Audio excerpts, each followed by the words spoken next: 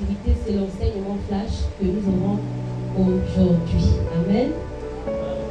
Donc, notre enseignement flash d'aujourd'hui s'intitule, donc, a pour thème, qu'est-ce que la louange à Dieu? La louange peut être définie comme étant l'action de célébrer, c'est-à-dire honorer, exalter ou vanter les mérites de quelqu'un ou de quelque chose. La louange à Dieu est alors le moyen par lequel tout chrétien a le privilège d'exprimer sa reconnaissance envers Dieu. Amen. Donc je vais vous donner quelques expressions, il y en a plusieurs, quelques expressions de la louange à Dieu. Donc on a des expressions verbales, on a aussi des expressions corporelles. Donc comme première expression, nous avons des paroles, donc qu'elles soient écrites ou orales. Nous avons des poèmes, des chants, des hymnes, des psaumes et tout ce que nous connaissons qui peut se dire. Donc tout ce qui peut se dire, c'est une forme, c'est une expression de la louange à Dieu. Par des danses, des cris de joie, des acclamations, par des musiques, par des gestes et actes de reconnaissance. Donc, parlant des actes, des gestes et des actes de reconnaissance, nous avons des offrandes, des dons, des actions de grâce. Tout ça, ce sont des expressions de la louange. Amen.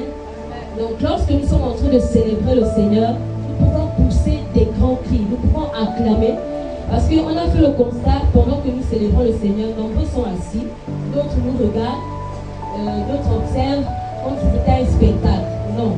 Si tu n'as pas la possibilité de dire des paroles, tu peux acclamer, tu peux pousser des grands cris. C'est une expression de la louange à Dieu. Et ton attitude également, les gestes que tu fais pendant la célébration, pour à quel point tu es dans la fête, parce que célébration aussi c'est la fête, on exprime en fait sa joie. Donc on ne peut pas accepter l'attitude de tristesse pendant la célébration, parce que la célébration en elle-même c'est une forme d'expression d'allégresse, de joie. Donc l'attitude doit être dégagée, elle doit montrer que nous sommes vraiment dans la fête. Amen.